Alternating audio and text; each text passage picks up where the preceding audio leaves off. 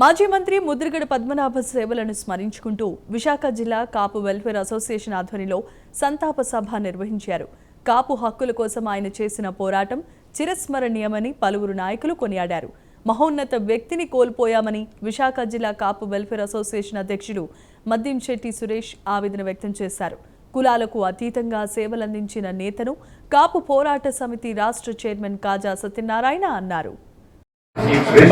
దివంగత శ్రీ ముద్రగడ పద్మనాభం గారు నివాళులు అర్పిస్తూ ఆయన గురించి కొన్ని మాటలు చెప్పాలనుకుంటున్నానంటే, నా పేరు కాజా సత్యనారాయణ, కేఆర్పిఎస్ చైర్మన్.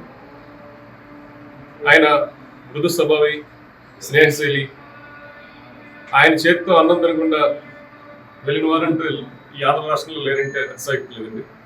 తర్వాత వారు అతనితో రాజకీయ ప్రయాణం స్టార్ట్ చేసినటువంటి నాయకులతో పోలిస్తే అందరూ ఎన్నో వందలు వేల కోట్లు సంపాదించి ఎన్నో ఉన్నత పదవులకి చేరారండి.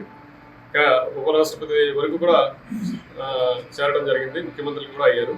కానీ వారు ఏదైతే కులం కోసం, ఆశయం కోసం, కులానికి రిజర్వేషన్ అనే దానికోసం ఉద్యమం చేశారో, జీవో నంబర్ 30 తీసుకొచ్చారు, దానికోసం ప్రభుత్వాలతో పోరాటం చేస్తూ ఆయన మంత్రి పదవులను కూడా తృణప్రాయంగా విడిచిపెట్టి ఆయన 600 ఎకరాలు చనిపోయే నాటికి 15 ఎకరాలుగా మిగిలిందంటే ఆయన ఎంత నిజాయితీపరుడు. ఆయన ఒక పట్టుబెట్టాడంటే ఆయన సాధించే వరకు కూడా నిద్రపోతుంది. దానికోసం ప్రాణత్యాగానికైనా సిద్ధపడిపోతాడు.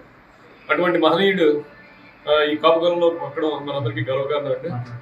ఇప్పుడు జనరేషన్కి ఆయన గురించి తెలియక, ఆయన ఒక మహోన్నత శిఖరం తెలియక చాలా మంది ఏదోదో మాట్లాడుతుంటారు.